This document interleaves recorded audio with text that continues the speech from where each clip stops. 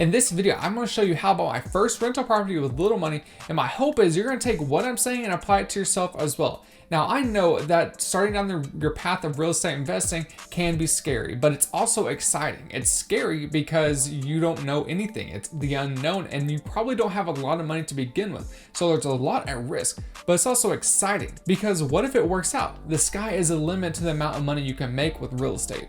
From 20 to 22, I was working at a news station as a cameraman, making about $12.50 per hour. Honestly, I thought I had it made because that was the most money I've ever made in my life. I was typically making $7.25 an hour. That's the minimum wage. After a few months of working that job, reality hit me. I was still living in a crappy apartment where people were trying to break into my apartment every so often. I was still driving my crappy car, and honestly, my financial situation was so bad that I had to sell my Xbox just to be able to pay for gas to drive to my day job just so I can make it to payday. Let me know in the comments down below if you've had to do something like that before just to make it to payday.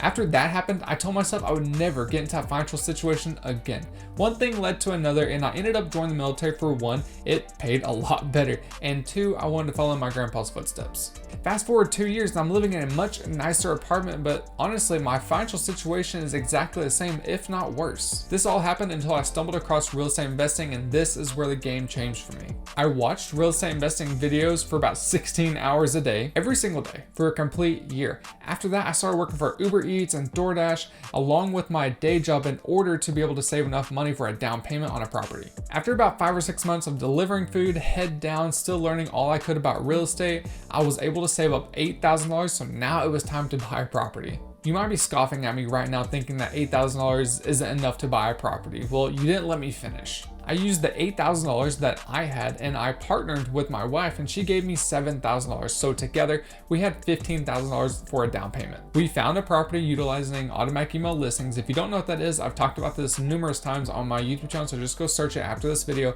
But after we found that property, we had our real estate agent go out and look at the property. He filmed it and he sent us the videos. We looked at them because this property was out of state. I was living in Colorado at the time, and the property was in Indianapolis, Indiana, somewhere I've never been before. After looking at the videos, I knew this property was worth $105,000, but they had it listed for $85,000. So what I did was I offered $90,000 for the property, and I was able to put $15,000 down on the property. After closing costs and after fees, it took up all of our $15,000. So I understand what it's like to put all of your eggs in one basket. Fast forward a year later, I sold this property for around $117,000 to $118,000. So at the end of the day, after cash flow, appreciation, some other things, we were able to 3x our money.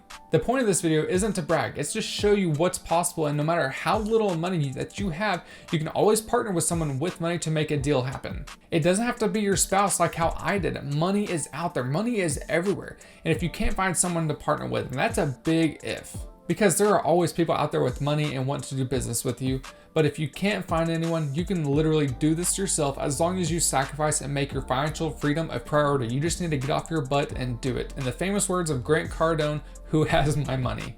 After buying that first rental property, a month later, we were able to buy another property utilizing what I like to call my own version of house hacking, and we profited $61,000 on it. We did that within 1 year, and if you don't know what house hacking is, if you want to know what my version of house hacking is, how it works, what all goes into it, there's gonna be a video popping up on your screen right now that shows you exactly how to do that. So if you're interested, go and check out that video. But until next video, I'm out. See ya.